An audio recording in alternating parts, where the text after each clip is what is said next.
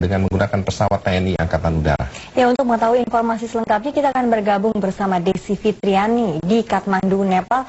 Desi, hingga saat ini bagaimana perkembangan proses pencarian WNI? Ya, memang Rap dan Gilang, sampai saat ini memang masih ada 6 warga negara Indonesia yang masih dalam proses pencarian atau masih pun dicari keberadaan mereka. Memang seluruhnya sebenarnya ada 96 warga negara Indonesia berada di Nepal, diantaranya 31 yang menetap dan selainnya adalah para wisatawan ataupun para pendaki gunung. Dari 6 orang yang belum diketahui keberadaannya sampai saat ini, 3 diantaranya adalah para pendaki gunung asal Jawa Barat dari tim. 3 hari kemarin telah dilakukan upaya pencarian melalui tiga zona. Pencarian pertama dilakukan di beberapa rumah sakit yang ada di kawasan Kathmandu. Kemudian pencarian kedua dengan melakukan pendakian ke kawasan Dunchen di atas ketinggian sekitar 3.200. Dan juga ada pencarian ketiga di mana tim Indonesia menyewa helikopter menyusuri dari udara atau dari udara kondisi di pendakian dari Kathmandu ke Dunchen dan kemudian ke Lantang.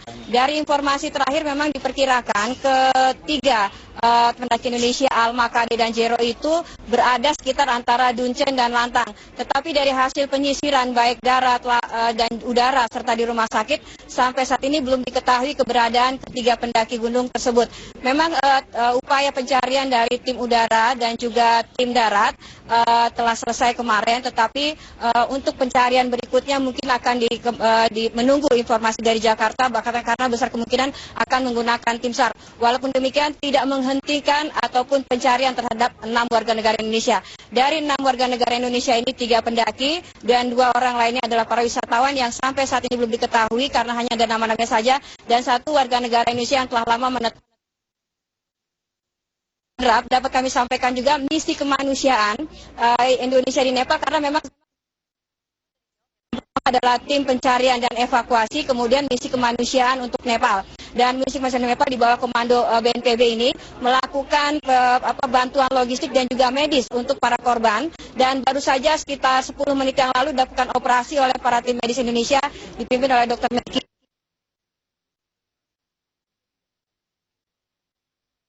rumah sakit Kontipur, di rumah sakit Kontipur Kathmandu ini. Dan operasi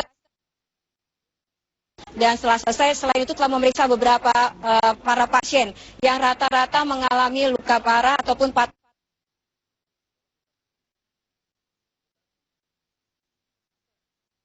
proses daripada perizinan serta proses daripada penempatan tim rumah sakit Indonesia ini memakan waktu, sehingga baru kemungkinan sore nanti akan dilakukan pembuatan ataupun pengadaan rumah sakit Indonesia. Dan besar kemungkinan dari para WNI yang telah dievakuasi dari Kementerian Luar Negeri akan dievakuasi ke Indonesia dengan menggunakan pesawat TNI AU. Waktunya sampai sekarang belum ditentukan, tetapi besar kemungkinan pada tanggal 5 Mei besok. Dan saat ini sudah terdaftar sekitar lebih dari 20 orang untuk diberangkatkan pulang ke tanah air. Demikian laporan kami dari Kathmandu, Nepal. Desi Fitriani melaporkan kembali ke Anda di Jakarta. Silakan Gilang dan Rap. Baik Desi, terima kasih untuk laporan Anda. Desi Fitriani melaporkan langsung dari Kathmandu, Nepal. Ya, pemerintah Indonesia telah dapat menghubungi sejumlah WNI di Nepal, baik yang berdomisili di sana maupun yang sedang melakukan kunjungan ke Nepal. Namun masih terdapat 6 WNI yang hingga saat ini belum bisa dihubungi, dan pihak pemerintah terus mencoba mencari seluruh WNI yang hilang. Dan berikut adalah daftar nama-nama WNI yang sudah dihubungi dan masih dalam pencarian.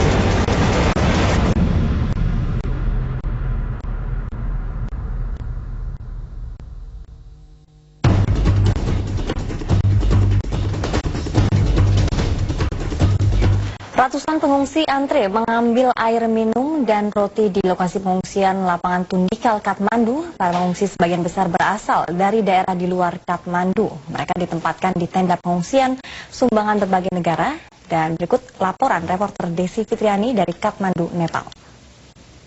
Ribuan pengungsi yang berada di lapangan Tundikal masih terlihat mengantri makanan. Terlihat di belakang saya antrian hampir 500 meter ke belakang, dipisahkan antara perempuan dan laki-laki. Mereka mendapatkan bantuan makanan 5 lembar roti dan juga 1 botol air mineral. Untuk mendapatkan roti dan juga minuman mineral ini, mereka rata-rata harus mengantri selama sekitar 40 sampai 1 jam. Dan memang terlihat sangat rapi, dan pemberian bantuan makanan ini diberikan kepada para pengungsi yang berada di lapangan Tundikal ini dalam 3 kali, pagi, siang, dan sore sebagai pengganti makan mereka. Dan mereka sudah berada di sini rata-rata sekitar 7 hari pasca terjadinya gempa, tidak hanya datang di kawasan Kathmandu juga, tapi dari beberapa daerah lainnya. Dan memang di kawasan ini, di kawasan Kathmandu sendiri banyak reruntuhan daripada banyak bangunan yang runtuh dan juga banyak bangunan yang rusak. Dan sampai saat ini masih dilakukan pencarian dari para korban yang terus bertambah. Karena sebagian korban yang ditemukan adalah korban yang berada di bawah reruntuhan ataupun bangunan rumah yang bertingkat ataupun rumah susun. Dan memang antrian ini terlihat rapi sampai saat ini dan dijaga oleh aparat keamanan dari pihak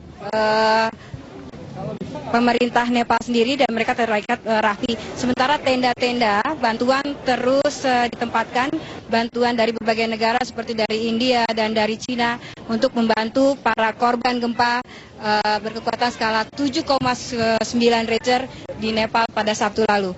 Dari Kathmandu, Nepal, Desi Fitriani, Muhardi melaporkan. Ya, salah satu kerusakan yang menjadi sorotan dunia dalam gempa Nepal ini adalah rusaknya situs-situs budaya. Ya, salah satu situs budaya yang mengalami kerusakan serius adalah Swayambunat Stupa yang berbalut emas. Sejak Nepal diguncang gempa seminggu lalu, keadaan di sekitar situs ini masih cukup berantakan. Sejumlah perbaikan terus dilakukan untuk mempertahankan keberlangsungan stupa kuno ini. Swayambunat adalah salah satu dari 68 situs budaya di Nepal yang hancur karena gempa. Stupa ini berasal dari abad ke-5 dan masuk dalam 7 zona monumen yang menjadi bagian situs budaya dunia.